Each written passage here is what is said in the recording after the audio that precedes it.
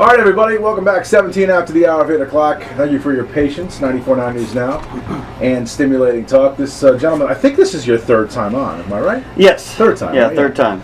Ian Thomas, editor-in-chief of the brand new Huk magazine, and it's an exciting time. I mean, listen, I really applaud your efforts to start this. I mean, you had a different vision before, you had a different magazine, and for whatever reason, you've moved on to this one. But you're continually trying to better the situation, and I just think it's something that this area needs. This kind of a magazine is always plays well. It doesn't always play well financially, but as you probably know, you don't say. But I think it's needed. Yeah. And I think, like I said, I applaud the idea that you're continuing to try to get this thing to go.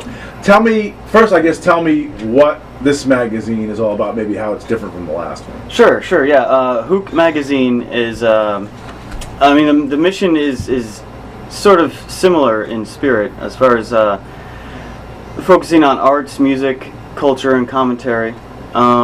In a relatively unfiltered fashion, reaching into the community and connecting with people, trying to present, just capture a mosaic of the community in which we live, and not necessarily trying to present any particular slant or bias, but also just focusing on what it is that makes being human and alive in this day and age interesting and exciting. We do have arts, music, culture, and commentary. So The commentary section is where like a lot of political discussion is prone to happen. And then there's also, but the art and the music and the culture, we have food reviews, recipes, some health and wellness aspects, and art. We always feature a local artist of some kind and try to dig into their art, not just say, oh, they did a show here and this is where you can, find their stuff. Right. You really try to interact with it and find out what drives them as a person. Now let's talk nuts and bolts about when it comes out. How many times will it be out in a year? I mean, is it a monthly publication? Is it a weekly? Is it bi-monthly? How's that work? For the next year, we'll be a quarterly production. Okay. So every 3 months we'll have another issue out. But we have plans to be monthly, hopefully within about a year and a half.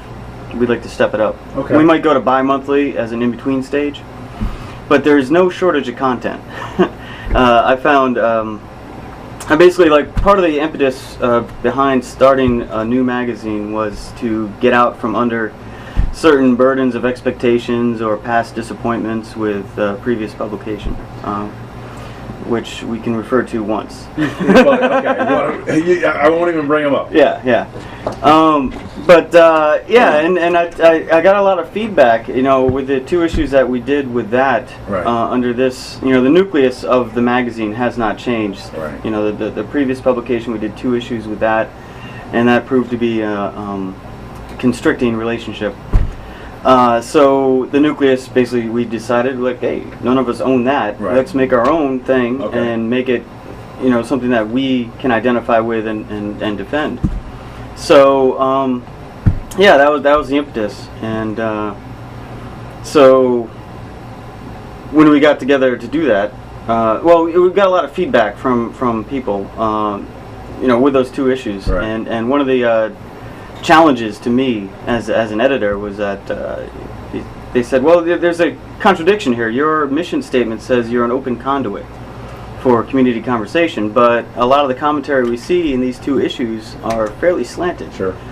And we're not seeing representation from numerous sides, as you always were advertising. Right. So I took that as an onus on me as an editor to reach out strongly into the community and really draw in the voices that I was looking to capture. Now, the folks that will be writing for Huk magazine, is it going to be a regular stable that you've already assembled, or is it going to be a different person depending upon what the topic matter is, or can anybody just submit stuff? Yes, is the answer. All to that is yes. Okay. Yeah, all the above. We do have a regular stable of writers. We have Amy Hoskins, Hannah Tugills, Jane Anderson. And do they all represent a different political slant? Well, actually, all that, actually, our most stable writers are art, music, and culture writers.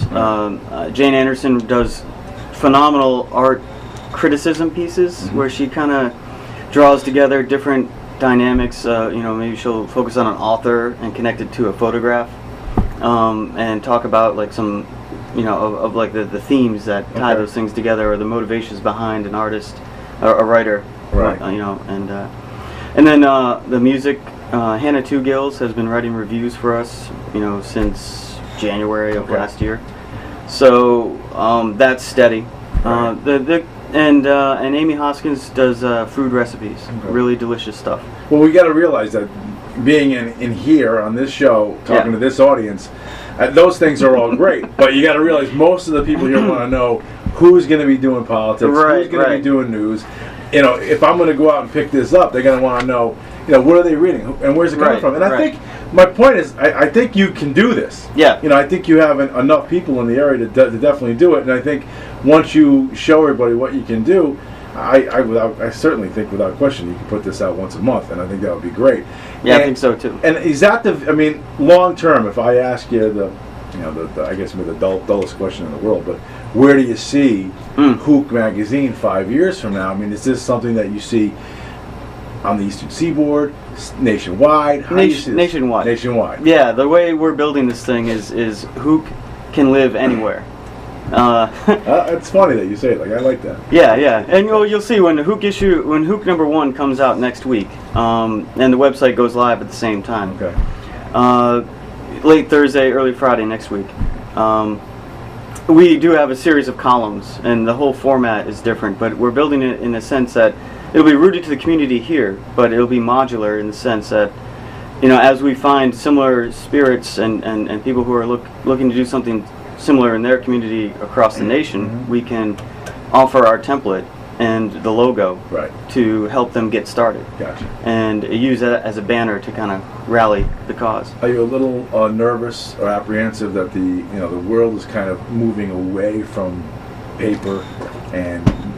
I think it's quite the opposite, actually. Okay. There is a general drift of media towards the electronic, and I think that is undeniable and an asset really to any publication, to be able to interact with the audience in a quicker fashion. But the reaction I've gotten from doing print is very enthusiastic, and it's like people are meeting a long lost friend. Okay.